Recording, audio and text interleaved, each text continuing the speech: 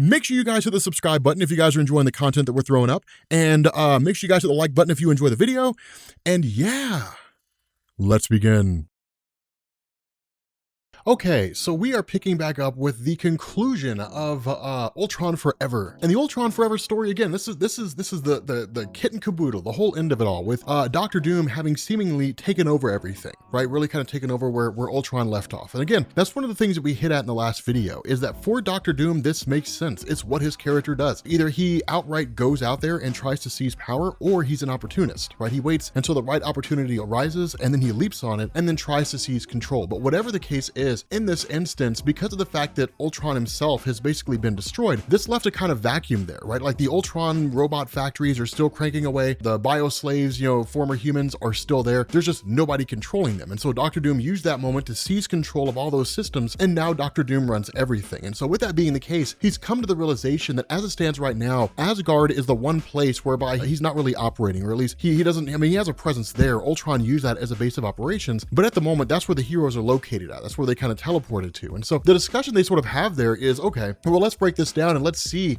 how it is that we can find some way to confront Dr. Doom or some way to defeat Dr. Doom. Now, the other part of this is that Vision makes the case, well, let me talk to him, right? Let me talk to Dr. Doom and let's see if we can't figure out what's going on. But he's almost kind of dismissed. And a lot of people are asking questions about whether or not he's been compromised, whether or not he's somebody that can actually work for the team. Because remember, this is Vision, and a lot of these other Avengers are currently out of time. And in their time stream, they come from a point where Vision was created by Ultron, right? He hasn't quite turned to become a superhero yet. And so because of that, it creates a situation where it's kind of like, okay, can we really trust these guys? And, can we really trust Vision? And even if he is a good guy now, is there some kind of subroutine that's allowing, Ultron, or at least, that kind of was activated when he came here, and now Dr. Doom's controlling him? Is everything sorted out, right? Is he really a good guy? Those are the kind of questions that people are asking. Now, the other part of this are all the Asgardians themselves. And when I say all the Asgardians, I do mean like all the Asgardians, right? Like Hela, Sif, the Warriors 3, like all the different trolls and so on and so forth. All these Asgardians that exist out there are all trapped in what's kind of referred to as a mirror prison. And the reason why it's called that is because everything's the opposite, right? So whenever you speak to them, they hear your words backwards, right? They hear it all kind of garbled and jumbled, and they can't really make out what it is that you're saying. And so that's one of the things that kind of makes it impossible, because the other part of this is the mirror dimension kind of,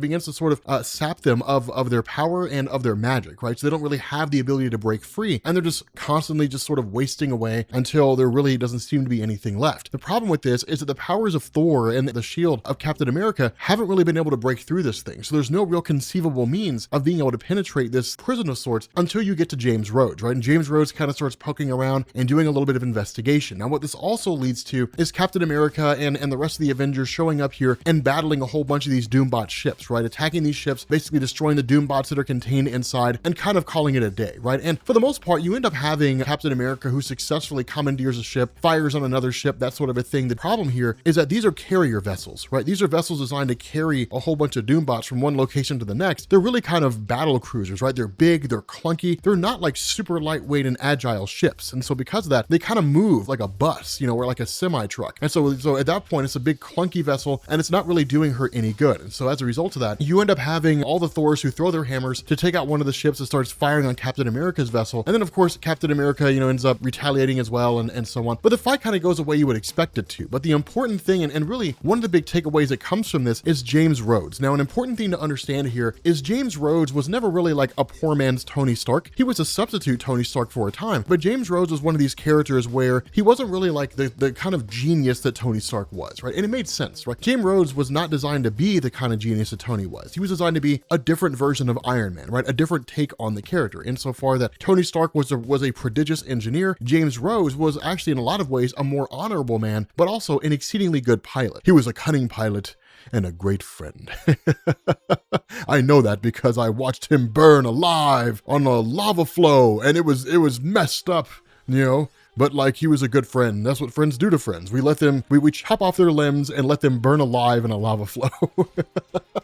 Obi-Wan was a dick. Like that's just the way it is. Anyway, the benefit of James Rhodes comes into play that he's not like the kind of engineer that Tony is. He still is pretty smart. And one of the things that he starts to pick up on here is that with regards to the prison, that light can pass through, right? He can see them, they can see him, which means that this barrier is essentially transparent, right? That's the way light works. Everything that you see is a result of light reflecting off of it, right? So if this dome was designed in such a way to where he couldn't see anybody on the other side, well then of course it is reflecting light. Light cannot pass through. But because light can pass through this dome, then it means other forms of light, like a high intensity laser, can pass through as well. And that was kind of the failing of the various Thors, albeit they didn't really have the wherewithal to understand engineering on that scale. And this thing was built long after Tony Stark and those, Reed Richards and those guys had been destroyed. So there's really nobody there to like inform them, how to do that. But James Rhodes basically uses the repulsor rays along with high intensity lasers, and basically, along with the help of Beta Ray Bill on the other side, shatters the entire prison, right? Which frees all of the Asgardians who were there. It's a cool moment, right? It's a cool little homage to James Rhodes that even back then, during the early days when he was playing his role as Iron Man for a time, that he was an exceedingly capable character. And so what this does is it picks up with Vision jumping on board the ship that's currently being piloted by Captain America and basically crashing the ship. Of course, he can adjust his density, so Vision's going to be fine. And the day kind of seems to be saved, right? Like all these Doombots that were showing up on the doorstep of Asgard have basically been destroyed. The perception was the day was saved, but as soon as they turn around, there's even more. And that really was the nature of Ultron, and that's really what you kind of ran into when it came to any kind of technological singularity in Marvel Comics. Sentinels, Ultron, Doombots, whatever the case is, that what you ran into was essentially a war of attrition, in the sense that like the heroes would just be worn down by a constant overwhelming force, right? That's why when you had things like Days of Future Past, you look at the list of heroes who died and the Incredible Hulk is there. And the question is, how could the Incredible Hulk fall to Sentinels? He would tear them apart. Well, because it's an overwhelming number of Sentinels, and that overwhelming number stays replenished, right? So maybe it was something like 300 Sentinels descended on the Incredible Hulk, and he was just fighting for days. And then eventually the Incredible Hulk wore out, and that's when the Sentinels killed him. That's kind of how this war of attrition works. With the Ultron robots, it's the exact same way. With the Doombots, it's the exact same way. The person or the side with the most resources will take out the side with the least resources, right? Doesn't matter how badly you want that battle, it's just the way that it works, right? It's just the way this goes down. And so because that, you end up having all these different superheroes, and it's kind of cool to see, right? All the Asgardians, all the superheroes, all these forces basically going against all these Doombots and holding their own quite readily, right? I mean, just holding their own, able to destroy a whole host of them. But then you start to see small things, right? You see James Rhodes talking about how his suit is down to 15%. There's a statement of how long have we been doing this. You essentially have all these guys who have been fighting, for a long time. And so ultimately you end up having a reprieve that's called between Captain America and Black Widow and Vision. And they start talking about how like their numbers aren't really wearing thin, but their energy is. They're starting to be worn down. This battle is going to result in them losing if it keeps on going on for too long. And that's when Vision chimes in and says, okay, then it's time that you guys trusted me, right? Like I'm an Avenger. I promise you I'm an Avenger. I'm one of the good guys. Trust me here and everything will be fine. And so ultimately they do. What they end up doing is teleporting directly to where Doctor Doom is. And that's when Vision starts talking to him and saying, look, the Avengers, we're not surrendering. Like we're not giving up. It's just important that we sit down and have a civilized conversation. And then he calls him Doombot. And that's what we end up learning here. This was never Doctor Doom in the first place. This was a Doombot the entire time. Specifically, it was a character named Doombot. Now, the question is, who is Doombot? All right, in Marvel Comics in 2013, as part of the second or third wave of Marvel Now, you ended up getting a Sam Humphries line of comics called Avengers AI. Now, it only lasted 12 issues, but it was basically an Avengers team composed of artificially intelligent beings, right? So like Vision and so on and so forth. What you also had is you had a new character introduced as Doombot, who is basically a Doombot who kind of become autonomous or self-aware. Now, he may have predated Avengers AI, and in fact, I think he actually did, but this is basically what this character's turned into. This is what this guy's evolved into. That following the